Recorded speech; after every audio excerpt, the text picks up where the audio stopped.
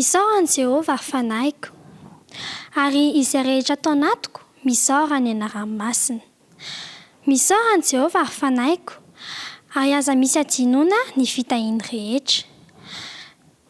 Izay mamela ny heliko rehetra, izay manasitrana ny aretinao rehetra, izay manavitra ny ainao tsy hidina ny andavaka. Amen.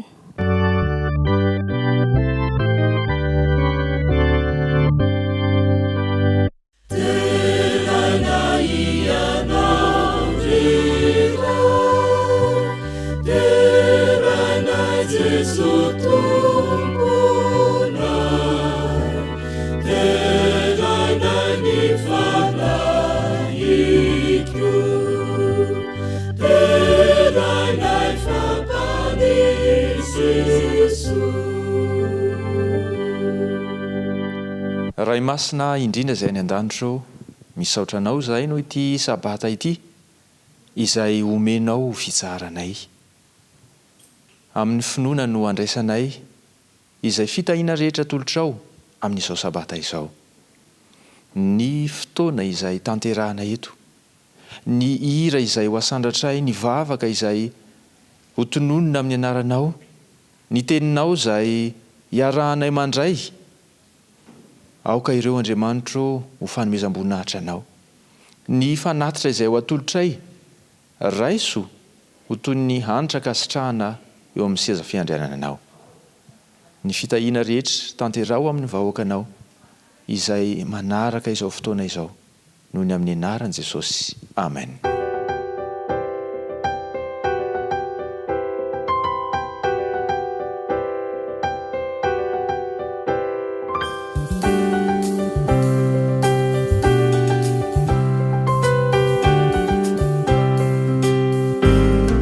Indray ity ny andro sabata, fotoana manokana iarahantsika amin'tafa. Andro iray natao hitsaharana fa an-trano iray ny lohalaharana. Arabaina ianareo iray notahian'Andriamanitra hatramin'izay. Arabaina koa isika ankizy hanaja sabata tena tsara safidy. Arabaina manokana ianareo ireny. Jehovah Andriamanitra ombaomby eny. Amen.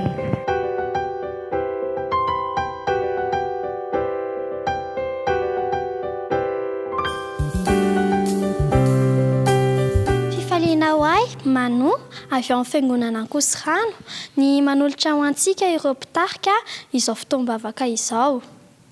Finaritra no nanao ny fiarabana teo. Elvira no anao vaky teny fototra sy vavaka mandoalika. Alida no anao ny fotoam-pivavahana ho an'ny fanatitra, ary i pasteur Jimmy Dimbiarlala no hitondra ny toriteny ho antsika. Ho anohizantsika ny fotoana dia andeha ataontsika ny laharan-kirafa 780 ambidino eto anio.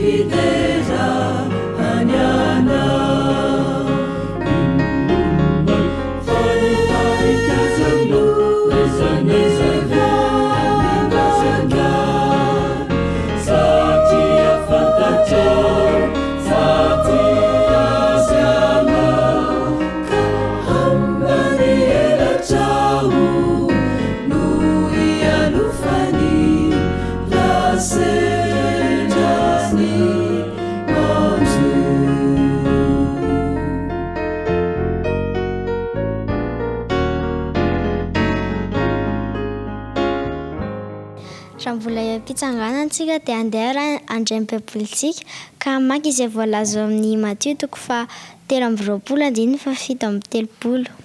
Matthieu 3:20. Amin'ny anaran'i Jesosy. Ry Jerosalema izay mamono ny mpaminany sy mitorabato izay irainao aminao, impiry no tanangona ny zanako tahaka ny fanombanan'ny akoho ny zanany ao ambanin'ny elany, fa tsy nety ianareo. Andehantsika hiarahando-alika hivavaka.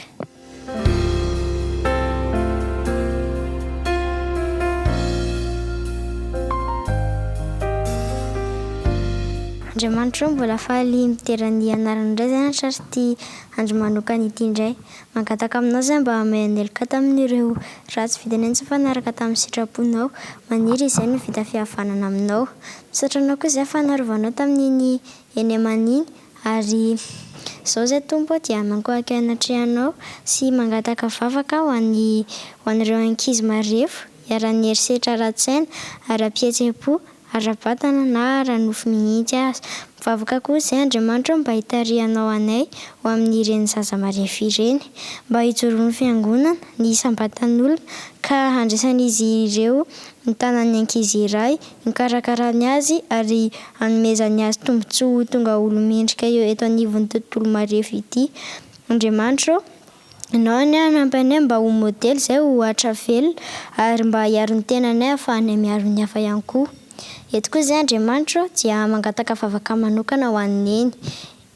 Ny neninay rehetra Tompo dia mangataka aminao mba hanomezanao anazy fahasalamana satria raha tsy izy dia tsy ohatr'izao izahay. Izy no mikarakaranay, izy no mikolokolo anay ary mangataka aminao Tompo ianao no hitahana azy ireo manokana amin'ity sabata manokana ho azy ireo ity.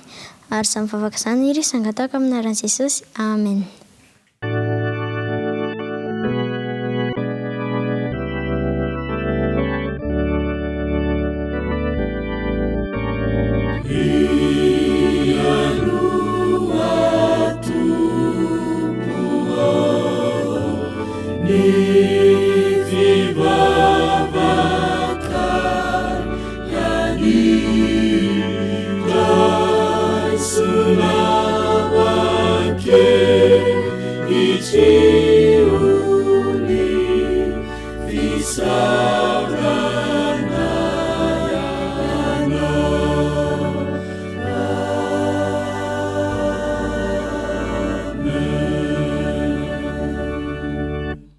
Amen.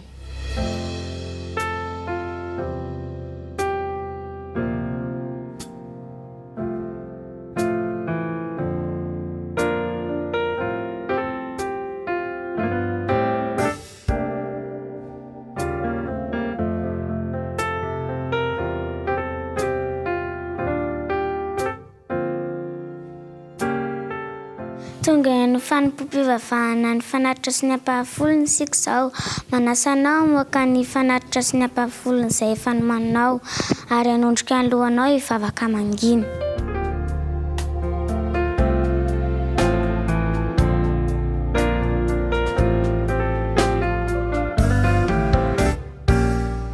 Andeha ho jerentsika ny ao amin'ny Filipiana 4:7-20.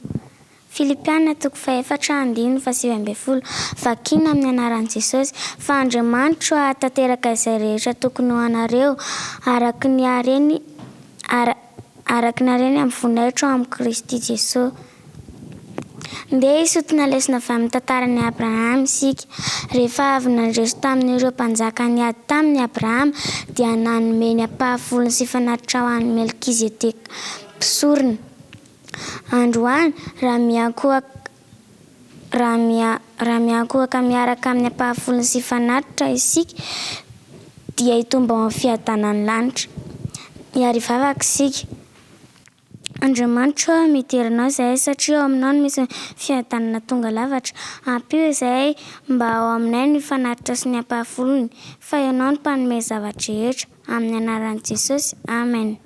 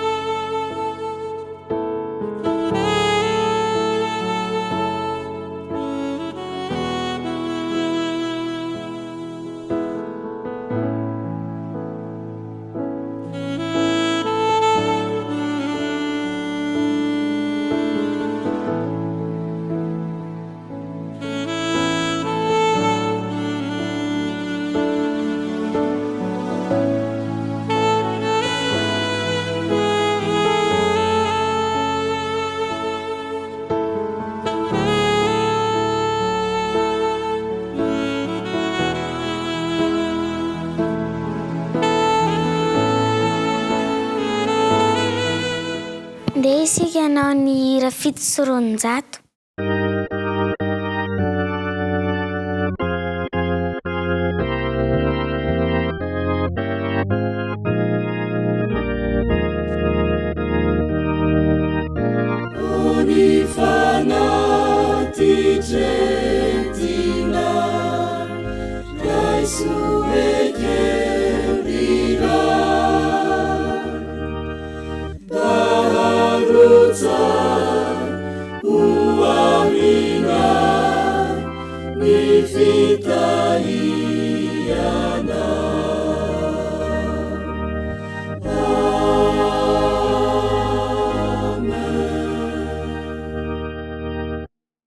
Amen.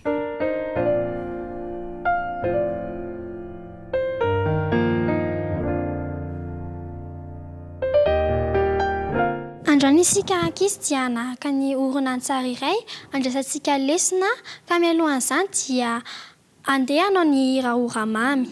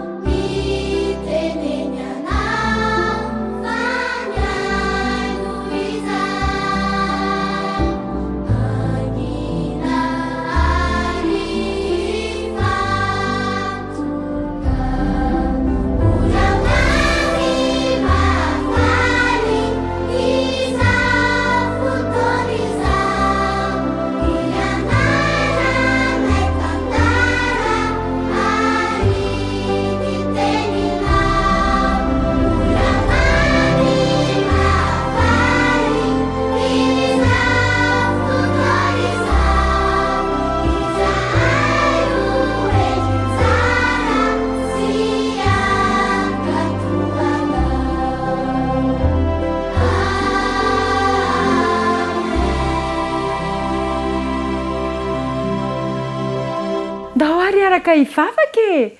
Iaraka anondrika ny lohantsika isika fa hivavaka. Jesosy malalo, misaotra anao fa tonga amin'izao fotoana iarahanay, fotoana izay natokana ho any ankizy izao indray izahay. Ny fotoana rehetra izay atao eto dia hanomezana voninahitra anao avokoa ary mihintsy matoky fa hitondra lesona ho anay ankizy rehetra. Tonoina sainga tany amin'ny anaran'i Jesosy ny vavaka. Amen.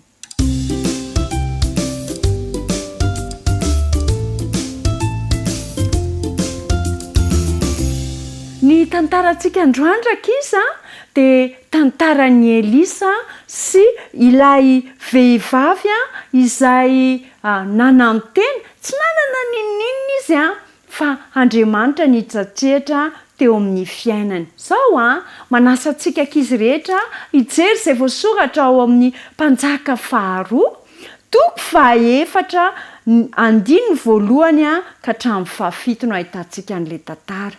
Mpanjaka 2, toko 4, andininy voalohany ka hatramin'ny 7 no ahitantsika an'izany tantara izany. Manasa antsika hijery tsara amin'ny Baiboly dia hiaino tsara ihany koa ny tantara izay atolotra antsika. Mihaino finaritra ary eo!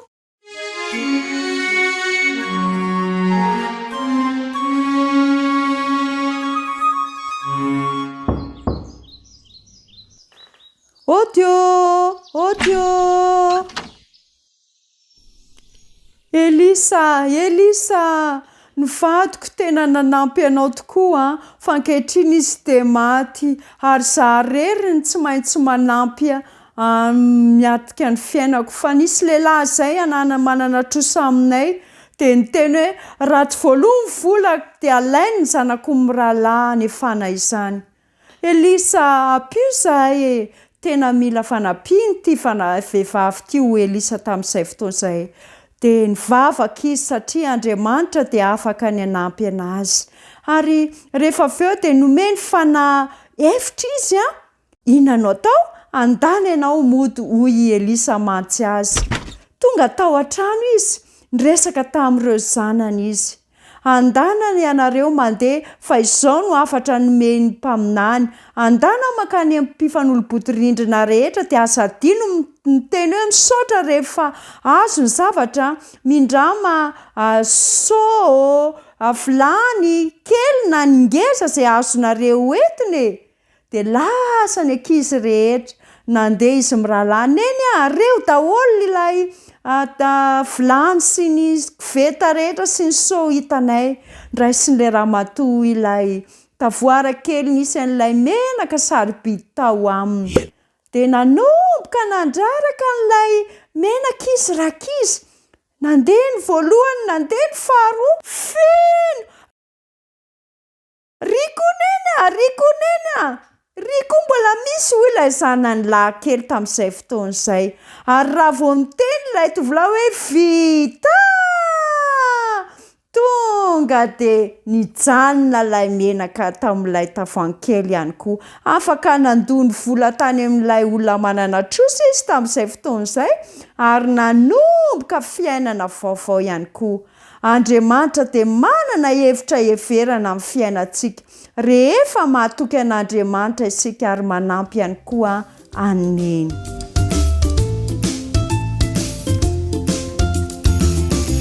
Araka ilay hitantsika teo rakizy dia mila manampy aneny isika. Ary tao anatin'iny dia izy roalahy rehefa nanampy aneny dia afaka ny zavatra tsara be mihitsy nataon'Andriamanitra teo amin'ny fiainan'izy.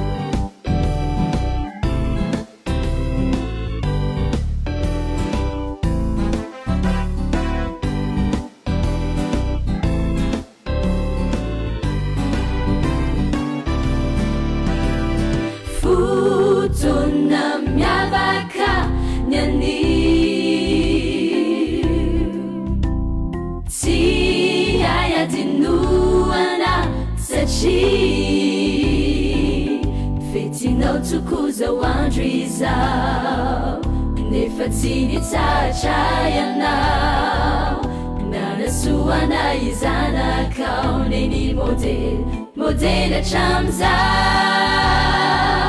hizainu tivavaka denuya naujineni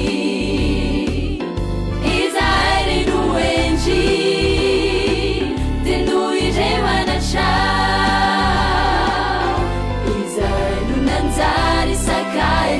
Jesus, denurotantara mamina tauno, kamiso chano nenyo, tinebeyana.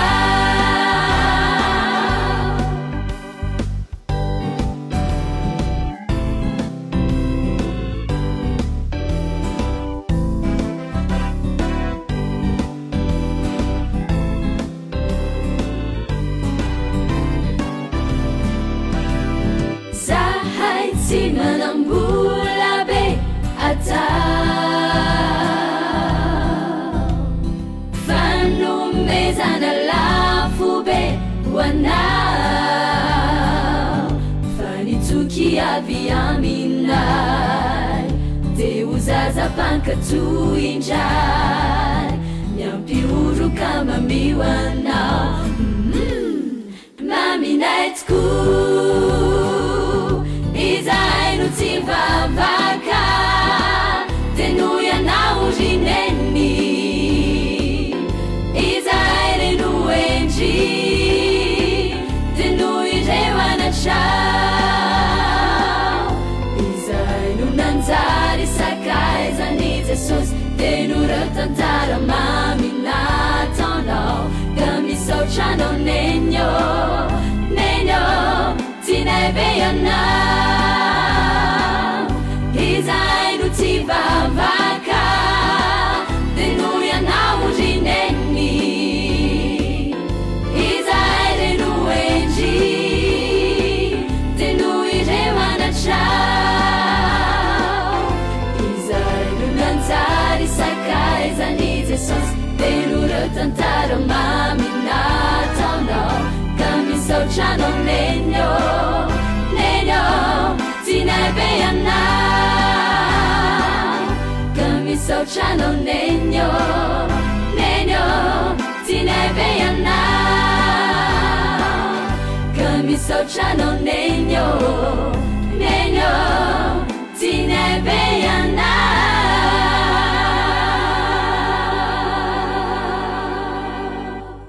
fotoana manokana ny androany ary ampifaliana amintsikitsikiana no iarabanantsika rehetra indrindra ny reny no ity andro izay natokana hitondrana ambavaka hatserovana ny reny mpianakaviana rehetra ity ny tompo anie no anatanteraka ny firaritso izay nentiny zandry zanaka izay notononina teo ary ombaniny tsiraray avy aminay manana izany amin'izao fotoana izao dia andray ny tenin'Andriamanitra isika inona re no afatra izay ampahirezana ny reny mpianakaviana amin'ity sabata ity ny azontsika antoka dia izao manana teny omena ho antsika Andriamanitra amin'ny alalan'ny teniny eny ny soratra masina dia feno tantaram-piainana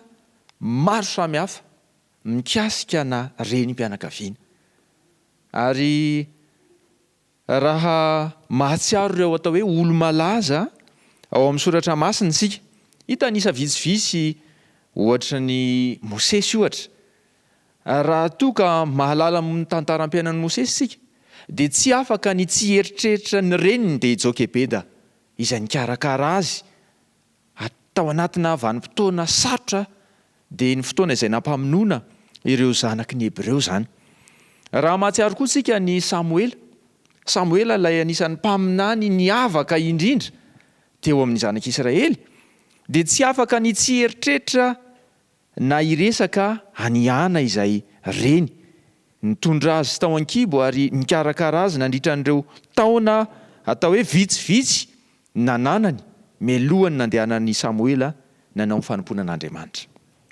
ho adinoantsika ve ohatra Isaka izay nanana ny maizy azy teo amin'ny fankatoavana sy ny finoany fa tsy afaka ny anadino any Sara reniny isika ao anatin'izany eny andeha mba haka ohatra any amin'ny testamenta vaovao isika raha mieritreritra ny Jakoba sy Jaona izay anisan'ny mpianatr' Jesosy Kristy dia taony renin'izy ireo izay nikarakara azy ihany koa ny reny mpianakaviana dia mizaka enta mavesatra mizaka andraikitra maro ao amin'ny fony ao amin'ny sainy ao eny ny vatany koa aza dia andairan'ireo fisaintsainana sy fietreretana ireo adidy andraikitra maro samihafa eo amin'ny fiainan'ny ankonany eo amin'ny fiainan'ny tenany eo amin'ny fiainan'ny zanany eo amin'ny fianakaviana eny hatramin'ny firenena aza dia manana andraikitra sy adidy maro ny reny miandraikitra zavatra lehibe ny reny mpianakaviana kanefa miandraikitra ihany koa izy hatramin'ny zava-bitika indrindra ohatra tsotra ao anatin'ny tokantranonao hatramin'ny bakiraro ny ankizy neny eo aiza ny bakiraroko na idada aza indraindray mbola manontany aiza moa zany le kravatiko no nataonareo hatramin'izany rehetra izany dia atao hoe mitambaby mety tsy voatery ho vesatra fa mitambaby ao an-tsoroky ny reny ao anatin'ny fony sy ny sainy vokatra izany dia imbetsaka ineny any no miady rery asa resy lahatra amin'izany ve isika resy lahatra amin'izany ve ianao fa imbetsaka loatra ineny no miady irery eo ihany dada eo ny zanaka mety eo ny namana fa imbetsaka no manapa-kevitra samy rery izy ary miezaka mamahaolana amin'ny herin'ny tenany tadiditsika angamba i Rebeka reniny Jakoba sy Esau dia niezaka namahy ny atao hoe olana izay nseho teo anatrehany fitahiana izay nampanantenaina ho an'ny zanany dia nitady vahaolana izy ahoana no ataoko mba hanomezana ny fitahiana ho an'ny zanako izay tiako ity. Ry reny malala izao no teny nataon'i Jesosy Kristy indray mandeha ao amin'ny filazantsarany Matio 13:20 izay novakiny ny zanantsika teo. Matio 13:20 ka ny andininy 7:30. Andeha hovakitsika izany teny izany. Matio 13:20 ka ny andininy 7:30. Hovakitsika amin'ny anaran'i Jesosy ny teny rehetra. Hoy Kristy manao hoe: ry Jerosalema, ry Jerosalema, izay mamono ny mpaminany sy mitorabato izay irahana ao aminao. Impiry aho no anangona ny zanakao tahaka ny fanomban'ny akoho ny zanany ao ambany elany, fa tsy nety ianareo. Antso-pitiavana, antso-pamindram-po, ezaka izay nataon'ny Kristy iantefa tamin'ireo vahoaka jiosy izany antso izany. Tsara manamarika fa taloha kely ny nanoloran'ny Kristy ny tenany sy ny ainy teo amin'ny hazo fijaliana izany fotoana ny tenenan Jesosy izany. Tao anatin'ny 3 taona mahery izay nanompon'i Kristy tamin'ny alalan'ny teny sy ny asany, dia niezaka izy ny hahazo ny fony reto vahoaka jiosy izay nitondra ny teny fikasana. Kanefa nalahelo, tamin'ny alahelo ny nilazany fa tsy nety ianareo. I Jerosalema dia mareny vohitra ny firenena jiosy azy dia maneho ny reny. Afaka maneho ny toeran'ny reny mihitsy izy. Lay mikarakara, lay mihevitra, lay manao izay rehetra hahasoa ny zanany. Kanefa ny adinony dia izao, aika izy mihitsy no mila ny fikarakarana avy amin'Andriamanitra. Ny nampalahelo araka ny tena ambaran'i Kristy dia izao, tsy nety ilay Jerosalema, tsy nanaiky ny fikarakarana izay tian'Andriamanitra ho atao tamin'izy, nandà izany izy. Eny Jesosy Kristy dia tonga hamonjy ny olona, nefa no lavin'ny olona izany famonjena natolotry Kristy izany. Amin'ity androany ity, manana fanomezana tiana ho atolotra anao Kristy roneny.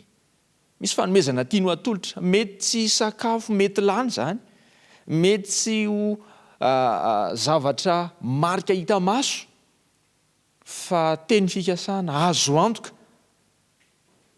Mety ho manahoana re no valitenao, ho lavinao tahaka ireo vahoaka jiosy fahizany ve? Sa ho raisinao? Mba ho ekenao ve androany? Ny mba ho karakaraina. Fa tsy hijanona ho mpikarakara mandrakariva. Andray ny fikarakarana sy ny fitiavana rehetra. Raha toka ianao mandrakariva no nanome fitiavana sy ny karakara, ekenao ve no mba handray izany kosa? Manomboka amin'ity anio ity. Ny olana mantsy dia izao. Rehefa tsy nandray ny jiosy dia very teo anatrehan'izy ireo ilay fiainana izay nampanantenain'Andriamanitra. Tsaroanao very neny ilay reny anankiray izay nasain'i Jesosy no tsarovana mihitsy. Jesosy mihitsy no teny mba hahatsiaro an'io renim-pianakaviana iray io. Iza ary izay renim-pianakaviana izay? Izay indrindra. Ao amin'ny Lioka no andeha ho jerentsika. Lioka 7:70 dia ny andininy 2:30 dia ny teny an'izao teny izao Kristy. Lioka 7:70 ka ny andininy 2:30 dia hoy ny teny nataon'i Jesosy: tsarovy ny vadiny Lota. Ny vadiny Lota dia renim-pianakaviana toanao, toy ny renim-pianakaviana rehetra. Ny saintsaina sy ny hevitra ny fahasoavana ho an'ny ankonana izy. Ary raha manaraka ny famakiana ny tantara ao amin'ny bokin'ny Genesis sika, dia nahitana fa tao an-tanàna tao aneka nisy atao hoe tao anatin'ny ankohonany izay efa nandehanany lota vadiny, nandehanana ny dondomina trano tamin'io ariva io melohan'ny andravanany Sodoma sy Gomora, ary tamin'ny fahatairana, tamin'ny hafanampo sy fitiavana lalina no nitenenany lota tamin'ireo ankohonan'ireo. Kanefa ny nampalahelo indrindra dia izao, toa nataon'ireo ankohonan'ireo vazivazy ihany ny teny nataony lota, ary tsy lota rery anefa no niasa saina ho an'ireo ankohonan'ireo, fa indrindraindrindra ineny. Raha misy eto ambonin'ny tany tena mihevitra ny ho an'ny ankohonany dia tsy dada aloha voalohany. Eny e, tena mba mihevitra ihany izy fa saingy amin'ny ampahany be indrindra dia ineny. Ary na hatrany amin'ny fiainan-tokantrano ny aza ny ankizy na ny zanaka dia mbola manontany ihany eny, manahoana nareo ao, tsy tafandrimandry. Eny, ny vadin'ny lota dia toanao, toy ny olona rehetra, ny saintsaina ary ny hevitra ho an'ny fahasoavana ho an'ny zanany izy, ka na dia efa azo atao hoe nahazo ny famonjena aza, satria efa nomena ny fahafahana rehetra. Rehefa nangataka i lota hoe aleo ary zay mba handeha handositra amin'ny tanàna kely iry Zoara, dia nekena izany fitarainana izany, ndao ary ianareo mandehana, fa raha tsy efa tonga eny ianareo tsy afaka ho tanterahana ny fandravana any Sodoma sy Gomora. Lasa izy toy ny hoe efa mba noraisiny ihany le fahasoavana, le fikarakarana rehetra nataon'Andriamanitra, toy ny efa mba noraisiny ho azy ihany, ary nandeha izy, fa saingy inona ny mbola atao anatin'ny sainy sy ny eritreriny, mbola ilay atao hoe fananana ny ankohonan-kely, mbola nisy nandà izany fahasoavana noraisina izany, mbola nameno ny sainy sy ny fony ary ny eritreriny. Fantatsika ny toy ny tantara fa nitodika nijery ilay tanàna izay efa horavana ny vadin'ny lota, tsy nankatony baiko izay nomen'Andriamanitra tamin'ny alalan'ireo anjely izay nirahana tao an-tokantranony izy, ary very teo anatrehiny ny famonjena izay tokony ho azony tamin'izay fotoana izay. Ry reny mpianakaviana, ry neny, tianao loatra Andriamanitra, ary mahita sy mahalala ny entana mitambaby ao an-tsoroka ao rehetra, eo amin'ny fo sy ny sainao amaneritreritra ao. Maniry izy araka ilay teny ny Kristy tao Matteo 7:20, tahaka ny akoho, reny akoho izay miaro sy mikarakara ny zanany, tahaka izany ihany koa no mba tian'Andriamanitra ho atao aminao. Meteza re anio mba handray ny fikarakarana, ny fikolokoloana, ny fitahiana, ny fahasoavana rehetra izay atolotry Kristy ho anao ekeo, ary raisoanao zany anio. Amin'ity androany ity ary dia misy teny fikasana izay tiana ho atolotra ho anao reny amin'izao sabata izay atserovana ny renim-pianakaviana izao am-bavaka, hitondrana teny fampaherezana, hitondrana teny mamy ho an'ny reny, dia inonay, eny inona fa ny tenin'Andriamanitra ny fanomezana tsara indrindra izay ho azo atolotra ho anao ho amin'ity androandroany ity. Ka ny Salamo 120 no andeha ho vakitsika. Salamo 120 ka ny 14. Salamo 120 14 dia milaza izao teny fikasana mahafinaritra izao, manao hoe ny volon'elany no anaronany anao, ary ao ambanin'ny elany no ialofanao, ho ampinga kely sy ampinga lehibe ny fahamarinany. Ho raisinao ve izany rineny androany, sa tahaka ireo vahoaka jiosy fa izany tsy nanaiky izy ireo, tsy nety izy ireo. Maniry aho raha maniry, raiso anao izany teny fikasana izany, ka mba ho Kristy, ho ilay Andriamanitra nahary sy ny tantana fiainanao ihany koa ane, no hiasa hikarakaranao ary hiara hiasa aminao eo anatrehan'ireo entana, eo anatrehan'ireo adidy andraikitra maro samihafa izay hiandreketanao, dia hiarahanao manatanteraka amin'ny Kristy izany, ka ho hafa noho ny hafa ho hafa noho ny fiainana hatramin'izay noho ireo taona maro izay tao ny asanao irery anie ny androm-piainanao manomboka eto satria nandray any Kristy ho mpiay anao ihany koa ianao roneny amin'ity sabata ity. Ny tompo anie tahanao. Amen.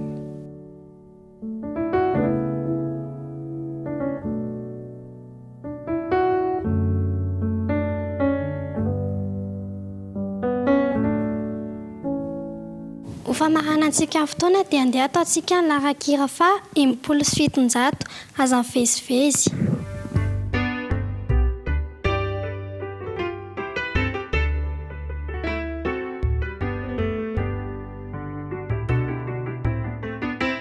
Aza mivezivezy mitady mpamonjy anao raha sendrady mafy eo amin'ny fiainana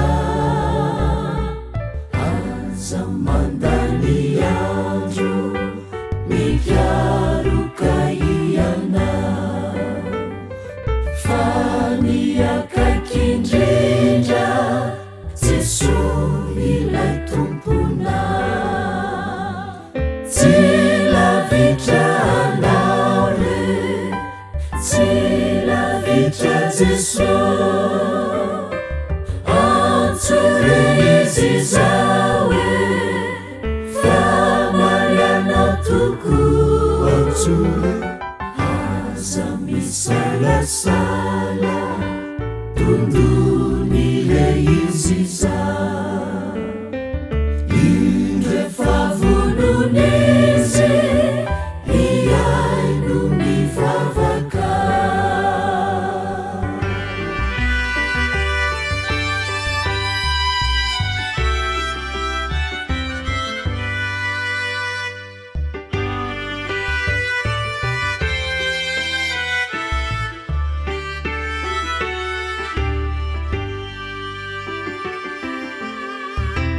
aza mirenireny mitady izay tianao aza havezivezy mifosy fanahinao fa niakaiky indrindra de Jesosy lay tomponao tsy mba mandao mihitsy tsy sasatra miandrana tsy lavitra anao re tsy lavitra Jesosy antsory izy zao fa marianao tokoa antsory aza misalasala tondony le izy zao indre favononizy iay no mivavaka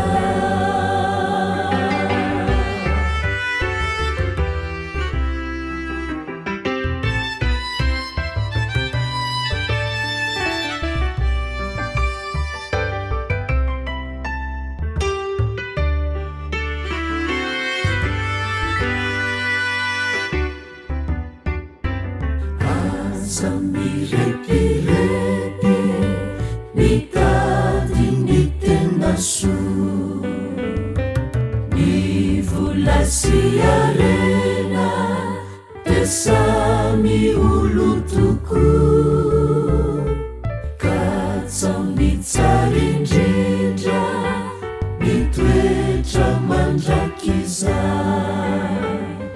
tanana kanto loatra mitoeranao ratrizay ireno tsara indrindra tsara mandrakizay tsy mba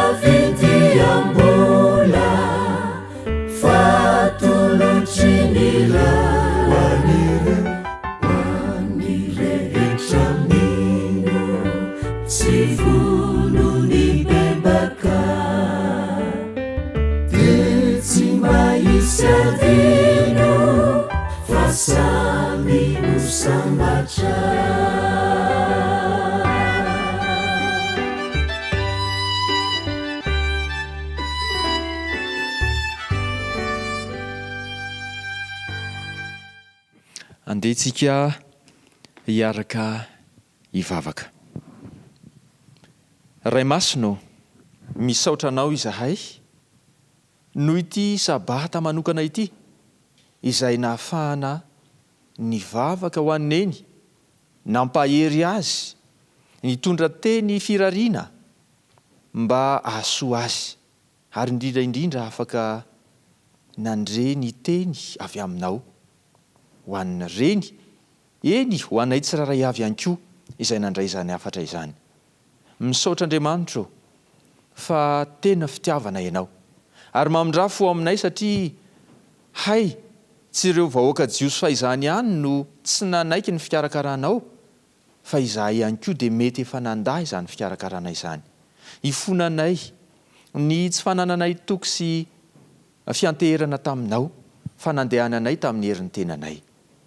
Manomboka izao, raisinay ny teninao ho anay, ka aoka ianao Andriamanitra no hitantana sy hiahy ny fiainanay, ka ny asanay ny andraikitra sy adidy izay ataon'ny renim-pianakaviana, eny ataonay tsiraray avy dia ho tanterahana eo ambanin'ny hery sy ny fahasoavana avy aminao. Ankehitriny tanterao amin'izao mpiaino izao teny, izao tsodrano izay efa notononina teo amin'ny vahoakanao hatramin'izay, manao hoe: hitahanao anie Jehovah ka hiaro anao, ampamirapehitra ny tavany aminao anie Jehovah ka hamindra fo aminao, hanandratra ny tavany aminao anie Jehovah ka hanome anao ny fiadanana ankehitriny ary mandra-piaviny. Amen.